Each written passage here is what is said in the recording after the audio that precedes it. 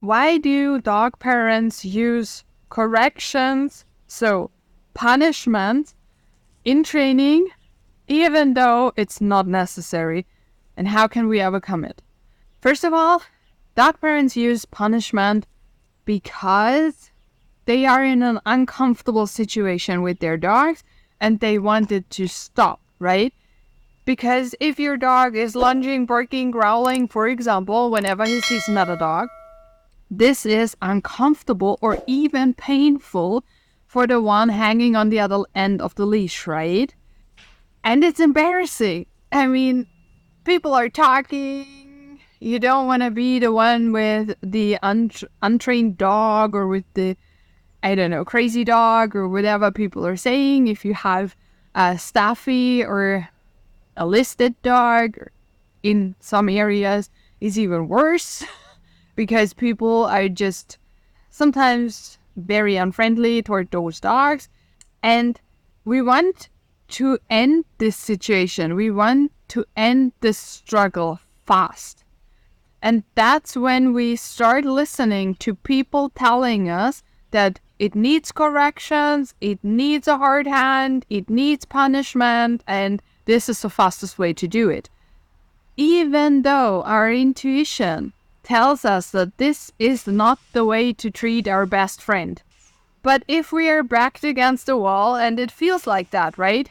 It's either we stop walking or we fight our ways through these walks, which feels horrible. And then we get comments that are hurtful and the whole thing, right?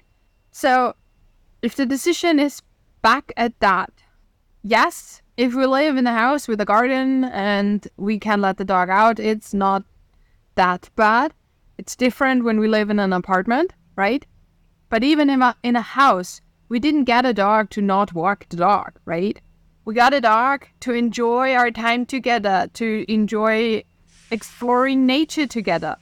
But we can't do that if the dog is misbehaving or behaving like a maniac, right? Whenever we see another dog. But punishment or corrections, as they are called, it's the same thing, work because the dog is feeling either pain or fear. And let's be honest, who wants to inflict pain or fear to their best friend? That's not what we want to do, right? And that's why it doesn't feel good. And that's why everything inside us tells us to not do that, right? And we don't have to. So to overcome this, we have to change our mindset. We have to, and it's not something like, oh, it's a placebo effect, or if you believe that it will work. Yes, it is if you believe it will work because you're acting differently, right?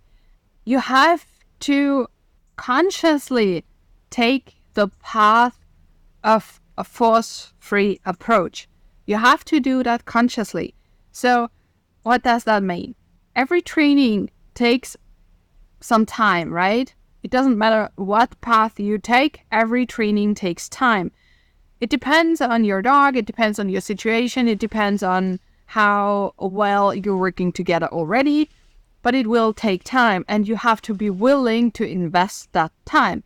Now, that doesn't mean that you have continued to struggle during that time, but if you have the expectation that today you start training and tomorrow you will pass another dog with like this distance, it will not work, right? And we have to set up our dogs for success. We have to create situations where our dogs are actually able to learn. And we are too, right? Because we are learning new skills as well.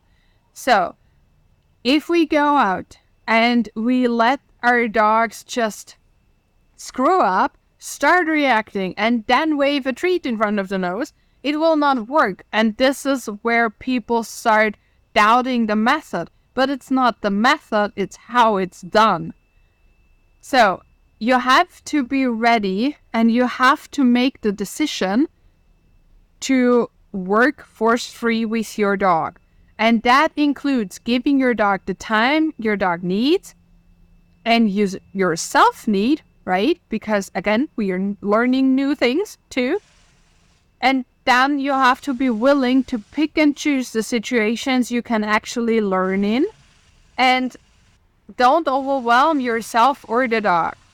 And that way, you will get a reliable dog who stops reacting and who just works with you together. And if you're not sure how this would look like for your dog specifically, go to the description, book a free call, we see how it can help. And if you want to watch how this looks like with a reactive dog, watch this video.